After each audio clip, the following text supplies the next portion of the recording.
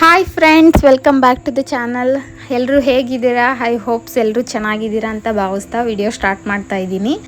So friends, ನಾನು ಬಂದಿರೋ ದೇವಸ್ಥಾನ ಇವತ್ತು ಶಿಂಷಾ ಮಾರಮ್ಮ ಅಂತ ನಿಮ್ಮೆಲ್ರಿಗೂ ಗೊತ್ತಿರುತ್ತೆ. ಈಗ ರೀಸೆಂಟಾಗಿ ಕೆಲವು ವರ್ಷಗಳ ಹಿಂದೆ ಆದಿಶಕ್ತಿ ಮಾರಮ್ಮ ಅಂತೇಳಿ ಹೆಸರು ಚೇಂಜ್ ಮಾಡಿದ್ದಾರೆ.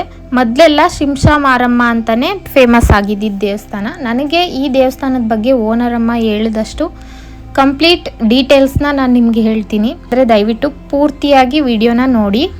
ಮೊದಲನೇದಾಗಿ ಸ್ನಾನ ಮಾಡಿನೇ ಹೋಗಬೇಕು. ಸ್ನಾನ ಮಾಡದೆ ಯಾವುದೇ ಕಾರಣಕ್ಕೂ ಹೋಗೋಗಿಲ್ಲ ದೇವಸ್ಥಾನಕ್ಕೆ. ಸ್ನಾನ ಮಾಡಿನೇ ಹೋಗಬೇಕು.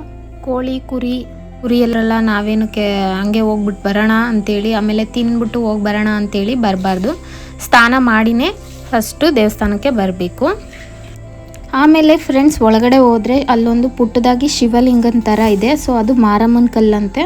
ಅಲ್ಲಿ ನಿಮ್ಮ ಮನಸ್ಸಲ್ಲಿ ಆಗುತ್ತೋ ಇಲ್ವೋ ಅಂತ ಪ್ರಶ್ನೆ ಕೇಳಿ ಆ ಅರಿಶಿನ ಕುಂಕುಮ ಹಾಕಿ, ಅದರ ಕಲ್ಲಿನ ಮೇಲೆ ಅರಿಶಿನ ಕುಂಕುಮ ಹಾಕಿ ₹1 ಕಾಯಿನ್ ಇಟ್ಟು, ನಿಮ್ಮ ಹತ್ರ ಯಾವ ಕಾಯಿನ್ ಇರುತ್ತೆ ಆ ಕಾಯಿನ್ನ ಇಟ್ಟು ಅಲ್ಲಿ ಕೈಯಲ್ಲಿ ಹಿಡ್ಕೊಂಡು ಕುತ್ಕೋಬೇಕಂತೆ. ಆ ಲಿಂಗನ ನೋಡ್ತಾ ಇದ್ದೀರಲ್ಲ, ಆ ಲಿಂಗನ ಹಿಡ್ಕೊಂಡು ಕುತ್ಕೊಂಡ್ರೆ ಆಗುತ್ತೆ ಅನ್ನೋದಾದರೆ ಬಿಟ್ಬಿಡುತ್ತಂತೆ, ದೂರ ತಳ್ಳುತ್ತಂತೆ ಅದೇ ಕೈನ. ಆಗಲ್ಲ ಅನ್ನೋದಾದರೆ ಕಚ್ಕೊಂಡ್ಬಿಡುತ್ತಂತೆ ಕೈ. ಯಾವುದೇ ಕಾರಣಕ್ಕೂ ಬಿಡಿಸ್ಕೊಳ್ಳೋಕ್ಕಾಗೋದಿಲ್ವಂತೆ.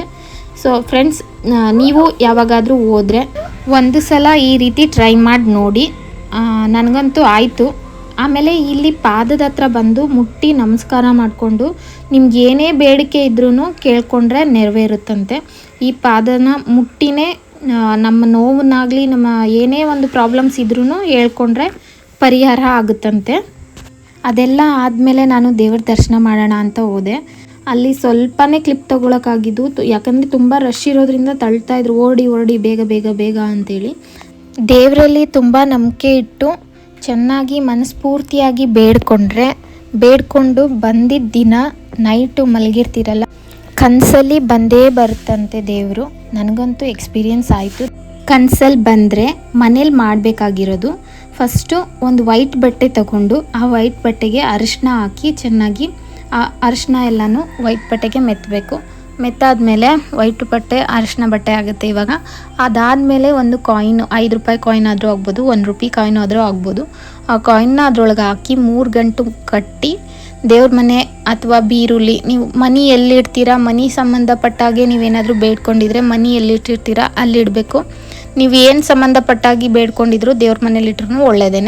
ದೇವ್ರ ಮನೇಲಿಟ್ಟು ಬೇಡ್ಕೊಂಡು ದಿನನಿತ್ಯ ಪೂಜೆ ಮಾಡ್ತೀರಲ್ಲ, ಆವಾಗ ಪೂಜೆ ಮಾಡ್ತಾಯಿದ್ರೆ ಆ ಕನಸು ಬೇಗನೆ ಈಡೇರುತ್ತಂತೆ. ಆ ಈಡೇರಿದಾಗ ಬಂದು ಇಲ್ಲಿ ನೀವು ಏನು ಅರ್ಕೆ ಮಾಡಿರ್ತೀರ, ಅಂದರೆ 4 ಜನಕ್ಕೆ ಊಟ ಹಾಕ್ತೀನಿ ಅಂತೇಳಿ ಅಥವಾ ದೊಡ್ಡದಾಗಿ ಪೂಜೆ ಮಾಡಿಸ್ತೀನಿ ಅಂತೇಳಿ ಏನಾದರೂ ಒಂದು ಅರ್ಕೆ ಕಟ್ಟಿರ್ತೀರಲ್ವ, ಸೊ ಅದನ್ನು ಬಂದು ಕಂಪ್ಲೀಟಾಗಿ ಇಲ್ಲೆಲ್ಲ ನೆರವೇರಿಸಿ ಇಲ್ಲೆಲ್ಲ 4 ಜನಕ್ಕೆ ಊಟ ಹಾಕಿ ಹೋಗಬೇಕು. ಆಮೇಲೆ ಇಲ್ಲಿ ಇನ್ನೊಂದು ಏನಪ್ಪ ಅಂದರೆ ಮಾಟ ಮಂತ್ರ, ಆರೋಗ್ಯ ಸಮಸ್ಯೆ ಆಗಿರ್ಬೋದು, ಏನೇ ಒಂದು ಪ್ರಾಬ್ಲಮ್ಸ್ ಆಗಿದ್ರೂ ಈ ದೇವಸ್ಥಾನಕ್ಕೆ ಬಂದು ಬೇಡ್ಕೊಂಡು ಹೋದರೆ ಆಲ್ಮೋಸ್ಟ್ ಎಲ್ಲ ಪ್ರಾಬ್ಲಮ್ಸು ತಕ್ಕ ಮಟ್ಟಿಗಾದ್ರೂ ಎಲ್ಲವೂ ಪರಿಹಾರ ಆಗುತ್ತೆ. ಇನ್ನೂ ಇದುವರೆಗೂ ಯಾರೂ ಇನ್ನೂ ಬಂದಿಲ್ಲ ಅಂದರೆ ಒಂದು ಸಲ ಹೋಗಿ ಟ್ರೈ ಮಾಡಿ. ನನಗಂತೂ 1 ವೀಕ್ಗೆ ನನಗೆ ರಿಸಲ್ಟ್ ಕೊಟ್ಟಿದೆ ದೇವರು. ಖಂಡಿತವಾಗ್ಲೂ ಅರ್ಕೆ ಏನಾದರೂ ಕಟ್ಟಕ್ಕೆ ನಿಮಗೆ ಗೊತ್ತಿಲ್ಲ ಅಂದರೆ ಕಮೆಂಟ್ ಮಾಡಿ. ನಾನು ಅರ್ಕೆ ಕಟ್ಟಬೇಕು ಅಂತ ಅಂದ್ಕೊಂಡಿದ್ದೀನಿ. ಅದನ್ನು ನಾನು ನಿಮ್ಮೊಟ್ಟಿಗೆ ಶೇರ್ ಮಾಡ್ತೀನಿ. ಅರ್ಕೆ ಕಟ್ಟೋ ದಿನ ಹೆಂಗಿರಬೇಕು, ಅರ್ಕೆ ಕಟ್ಟಾದಮೇಲೆ ಏನೆಲ್ಲ ಮಾಡಬೇಕು, ಹೇಗೆಲ್ಲ ಇರಬೇಕು ಅನ್ನೋದನ್ನು ನೆಕ್ಸ್ಟ್ ವೀಡಿಯೋಗಳಲ್ಲಿ ನಾನು ನಿಮಗೆ ತಿಳಿಸ್ಕೊಡ್ತೀನಿ. ಸೊ ಫ್ರೆಂಡ್ಸ್, ಯಾರಿಗೆಲ್ಲ ಈ ದೇವಸ್ಥಾನ ನಮಗೆ ಮೊದಲೇ ಗೊತ್ತಿತ್ತು ಅಂದರೆ ದಯವಿಟ್ಟು ಕಮೆಂಟ್ ಮಾಡಿ. ಗೊತ್ತಿತ್ತು ಅಂತ ನನಗಂತೂ ಗೊತ್ತಿರಲಿಲ್ಲ.